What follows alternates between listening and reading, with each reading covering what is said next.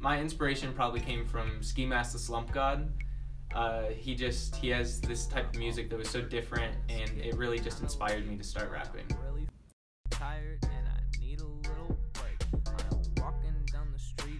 I guess what I hope to achieve is just to have fun with it. It's kind of more of a hobby. I'm not really trying to make rapping a career, but right now I love it.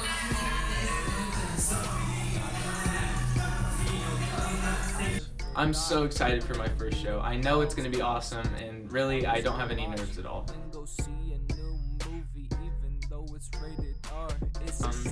I prepared mostly just by making sure I have my songs memorized, and that's about it. I don't have a lot of preparation. I'm just gonna kind of see what happens.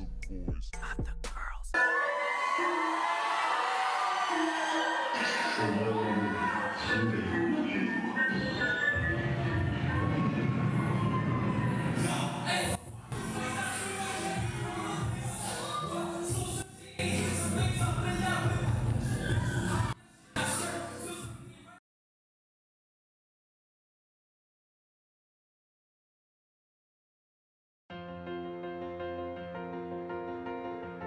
So this year's play is As You Like It by William Shakespeare. It's about a lot of things. It's about how people interact with nature. It's about love, and it's about sadness or melancholy as well. I play Orlando Du Bois. He is a young man who is banished from his home, and he goes out to find love and adventure and different things. So I have also played another Shakespeare character whose name starts with an O. I played Oberon in Midsummer Night's Dream my freshman year, and he was the fairy king of sorts. So I've had good luck with O characters in Shakespeare. So what makes this play special is that each character brings their own ideas of how the world is and how it works to the stage. So what happens is two people have a confrontation and they bring their own ideas. And when they walk away, it's not like one person has won, but they actually are both the winners for having seen another perspective. So I think that's what makes the play different. I'm really happy with it. There's a really cohesive cast this year, and they're all really talented, and it's just been such a pleasure to work with them. It's also been a pleasure to work with the musicians. We have a string quartet, all of whom are in the orchestra at North. So we have violin, viola, and cello, and it's great to work with everyone and see what they can bring. It's been interesting to look at the lyrics that Shakespeare wrote, because he wrote a set of lyrics, and to figure out what kind of melody best suits those lyrics. And so he wrote a bunch of songs, and for every production of As You Like It, they actually have to write a new melody for each song. So that was my job for this play. And it's been great to kind of see the meaning behind the play as the lyrics show. And it's also been great. I've also been working on background music, so when there isn't singing going on, but there's an important scene happening, there's incidental music that I write. And it's great to be able to learn how to show the mood of a certain scene.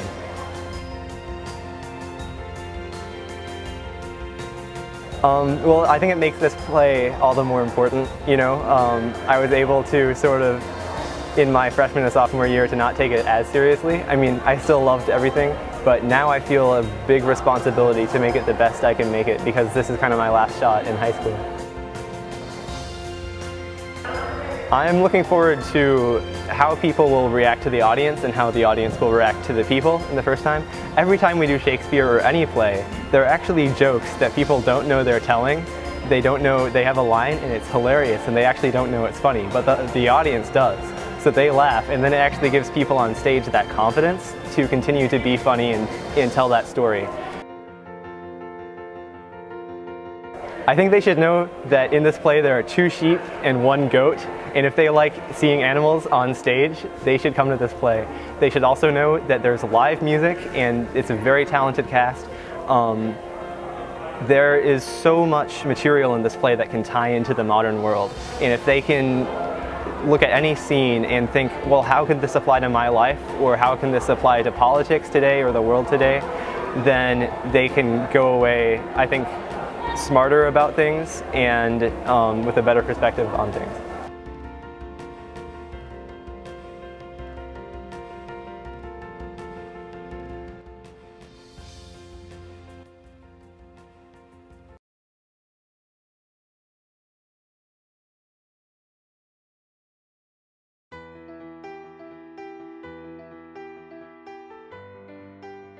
Exhibit Columbus is an annual exploration of architecture, art, design, and community.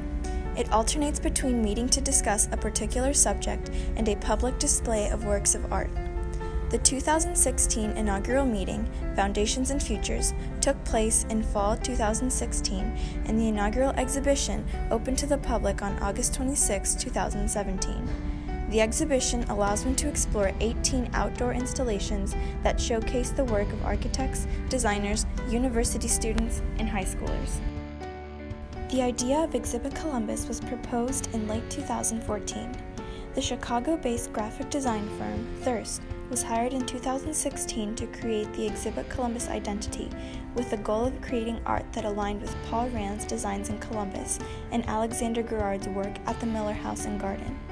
The project was officially initiated on May 5, 2016.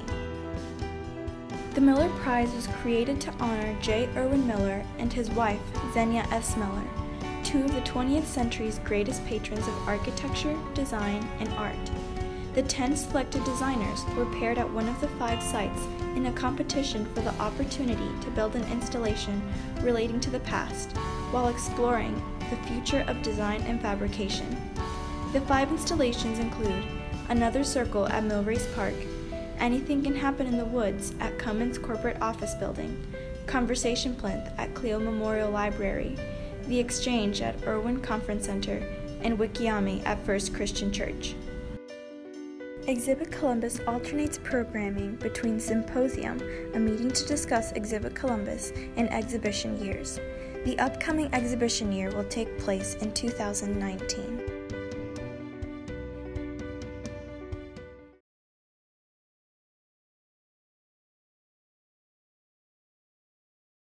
My name is Morgan Smith. I'm a senior, and this year in the Nutcracker, I'm Snow Queen and Merlitons. Before I got hurt, rehearsals were mostly when I was learning choreography. So rehearsals were pretty smooth, but it was a lot of work and it was a lot of hours and a lot of extra time. And I would run through my piece at any chance that I got, whether that was here at the studio or at home or like at work even. Okay, well, I hurt my foot just by repeated exposure to the choreography and overuse, essentially. So my first diagnosis was a stress fracture. I danced on it for about 2.5 weeks before I went and saw a professional. The first doctor diagnosed me with a stress fracture because nothing showed up on the initial x-rays, and that's just kind of how stress fractures in your feet work. And I was showing what he called by the book symptoms of a stress fracture. And so he put me in a boot initially, and I came to ballet the next day and I told my superiors kind of what he had said, and initially one of them was okay with it, but after they slept on that, they decided that if I had a stress fracture, I wasn't going to dance my piece and that I should get a second opinion. And then when I got my second opinion, the doctor took more x-rays and she did more of a physical evaluation, and she came to the conclusion that it's extender tendonitis. And with that diagnosis, I can still dance. I just have to be wearing my boot at all other times except for when I'm dancing, sleeping, or showering. When I first learned that I had a stress fracture, the first doctor told me that I was still going to be able to dance because the time frame was so short. So I was not too beat up about my first diagnosis. But I was absolutely heartbroken when I came to ballet and I was told that I wasn't going to be able to dance my piece. I was a mess. I cried for so long. I knew that I had to find a way to either make myself better or get a different diagnosis. My foot has progressively gotten better over the past 2 weeks because I've been in a boot except for when I'm dancing, sleeping, or showering, so it doesn't move at all for most of the day or for most of the week. So it's getting a lot of rest and the inflammation has gone down a lot. I know now that because it's tendinitis, I just have to ice it and take anti-inflammatories until the show is through, and then I can rest it until it's completely healed. So for Nutcracker, I am going to dance both of my pieces, and I'm going to do them in all the shows, which is really exciting news, especially after being told I wasn't going to dance at all.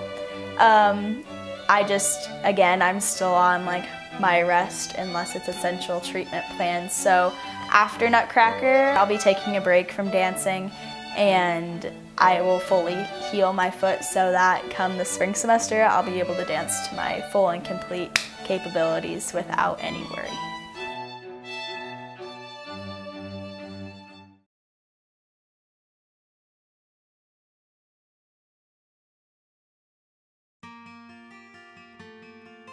Having a tattoo has definitely affected like high school, because a lot of people like are quick to judge me if they see that I do have a tattoo. It's just kind of annoying on my end because I don't feel like you should judge someone just based on something like that. But others, it's like brought me together with other people. Like a lot of people come to me for like advice about getting a tattoo. Like one of my friends is gonna get one over like Christmas break, and she like wanted to ask me all sorts of questions about the process. So it's been really nice because I've made some new friends through it, because not a lot of people in high school do have tattoos at this age. Having a tattoo hasn't really affected my high school experience because no one really knows about it. The worst thing is that like people will be like, do your parents know, or like, did you get that in secret, like how do you hide it? But like my parents were like fully aware of like me getting this tattoo, and like they knew all the different parts of it, so that was never an issue. And people ask me what it means, and it's just my zodiac symbol. And it's just frustrating when people assume that having a tattoo is a bad thing or should be frowned upon, because it's really not, and especially not in my family, obviously. So yeah.